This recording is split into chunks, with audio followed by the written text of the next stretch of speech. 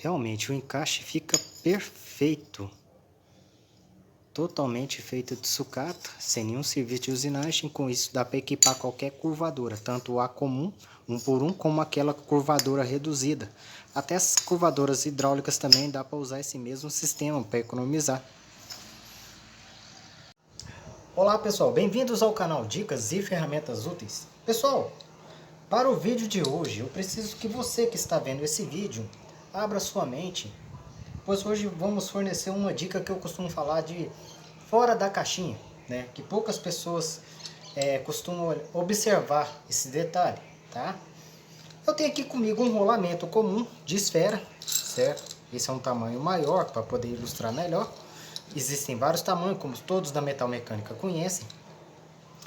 Mas para pessoas que não estão habituados a produzir ferramentas caseiras e recolher materiais de ferro velho, vamos dizer assim, para um propósito, não costumam ter essa visão. Quando vê um rolamento todo danificado assim, só pensa, é um simples rolamento e descarta.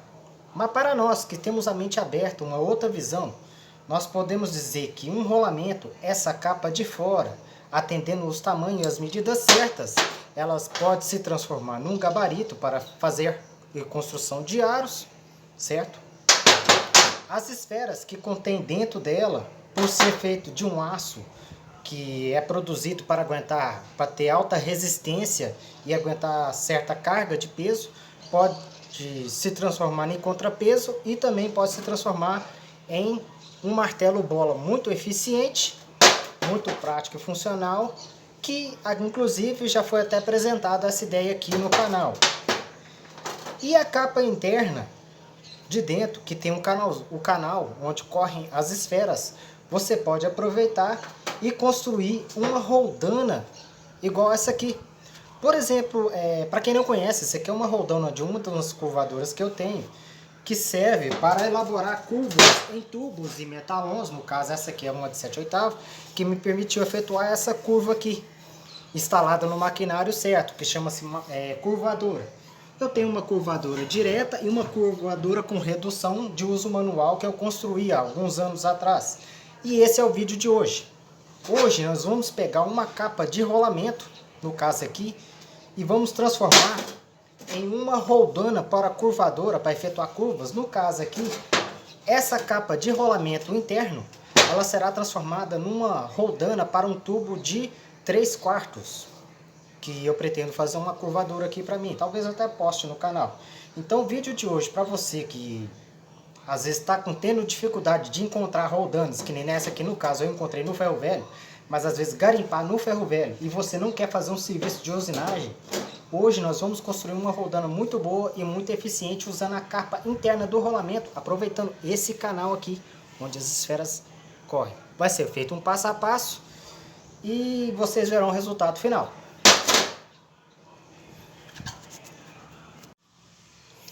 Então, pessoal, o objetivo principal é aproveitar essa canaleta aqui, ó, certo? E construir uma parede do jeito que esse aqui irá ser transformado numa roldana. A princípio, o que eu vou fazer? Sempre quando você vai construir um maquinário, você sempre tem que partir de um ponto inicial como referência. E essa referência sua terá que ser o mais perfeita possível. Normalmente você irá mexer nela por último.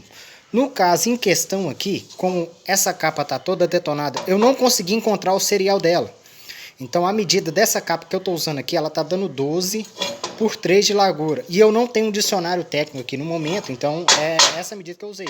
E o canal dela vai dar certinho para um tubo de 7/8 que eu separei aqui para usar como referência de gabarito, tá? No caso então, notem, ele está um pouco detonado, mas essa parte do lado de cá está perfeita. E é ela que eu vou usar como referência. Então, a princípio de tudo, o que eu vou fazer? Separei um pedaço de chapa. No caso, esse aqui é um pedaço de chapa de 1/4. E vou cortar 2 bolachas. A gente fala bolacha, mas é dois círculos que eu irei instalar na parte interna desse rolamento aqui, dessa capa de rolamento, para reforçar o centro e para poder furar o centro dela, onde irá passar a pinagem. No caso, essa rodana eu estou produzindo para uma pinagem de 3/8. para uma estrutura de uma curvadora própria que eu tô construindo para ela mesmo, tá? Então o que eu vou fazer? Não vou medir nem nada não, vou apoiar na chapa aqui, vou vir com a caneta corretiva, vou fazer 2 círculos, vou efetuar o corte seccionado interno, que inclusive tem aqui no canal, um vídeo que ensina a fazer, para cortar esses 2 círculos. E depois de cortar, irei soldar aqui no rolamento, aqui nessa capa interna de rolamento, tá? Então, a princípio, agora eu vou fazer a marcação, vou cortar as 2 bolachinhas que irão ser instaladas aqui dentro, tá? As 2 arruelas. A vantagem do vídeo de hoje é que vai dar para passar várias técnicas que já foram apresentadas aqui no canal. Pronto, gente, entrei com a capa aqui, determinei os 2 círculos. Agora o que eu vou fazer?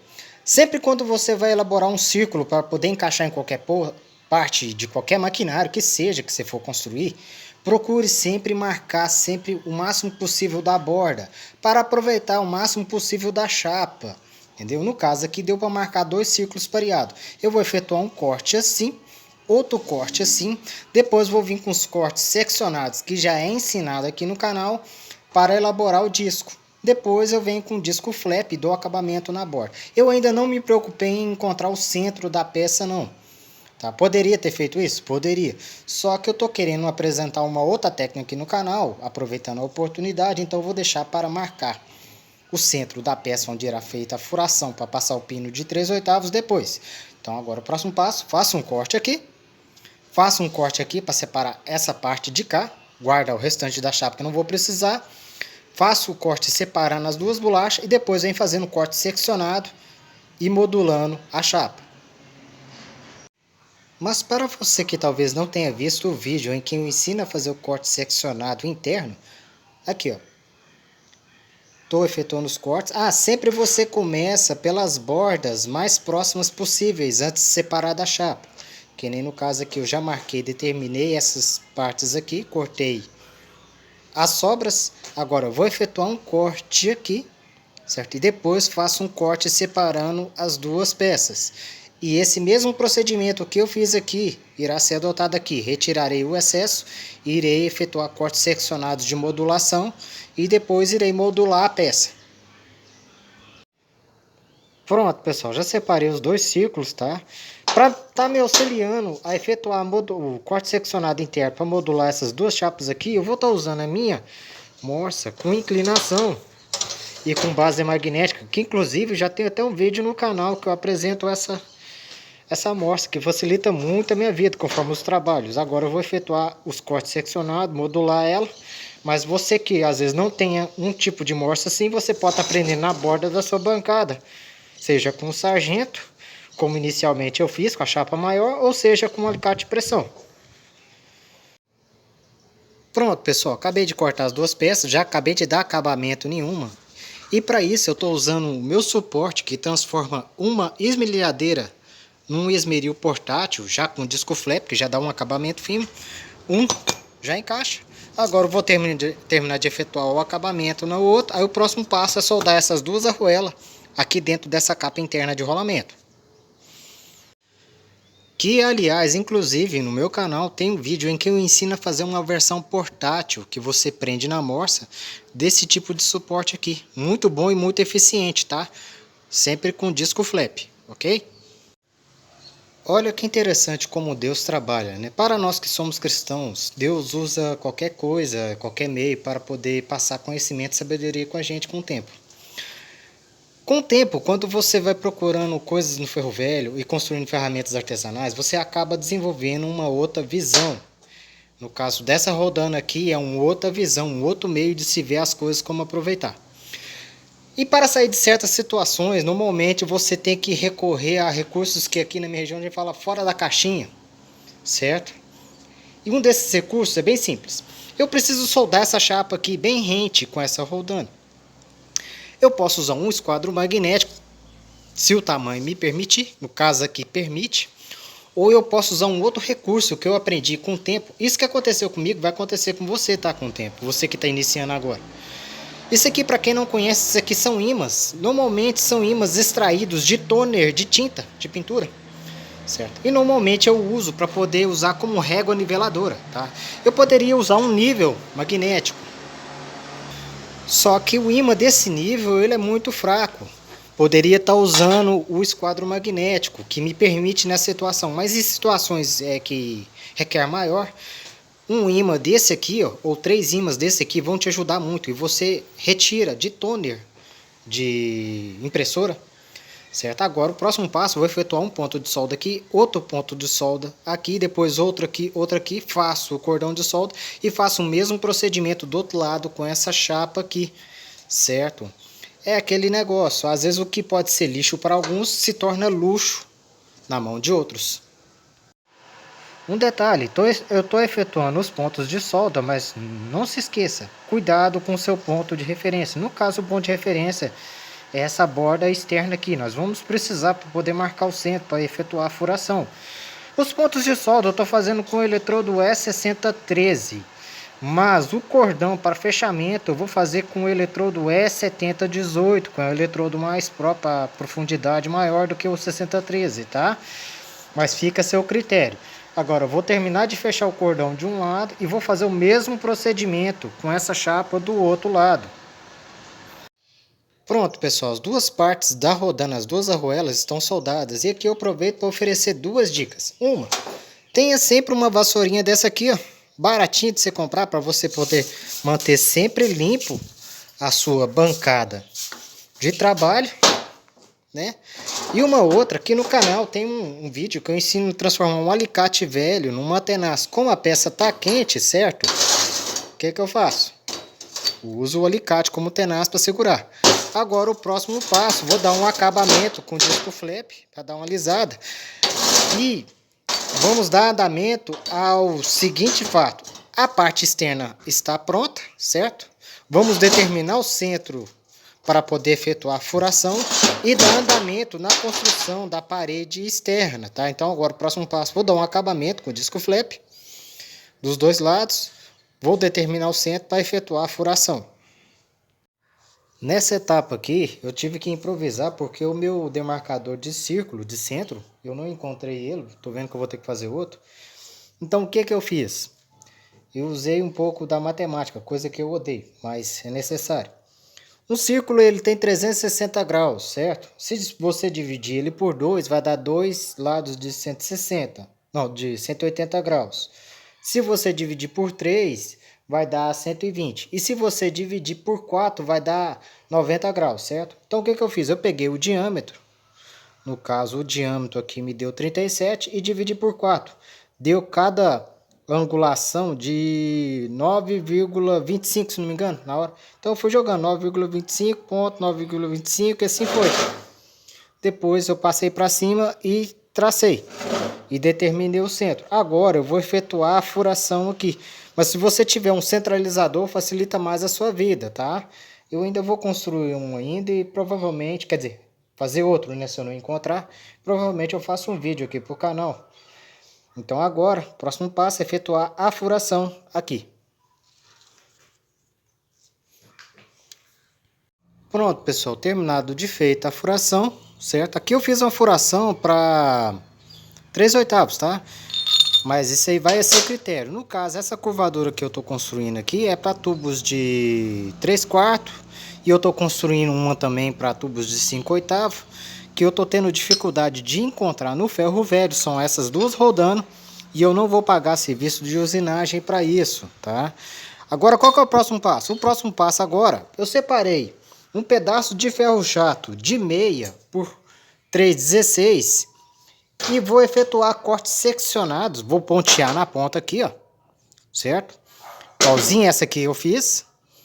Vou efetuar cortes seccionados e vou modulando ele na borda do tubo, certo? E usando na borda da rodando e usando o tubo como referência. Primeiro irei fazer um lado, fechar de fora a fora.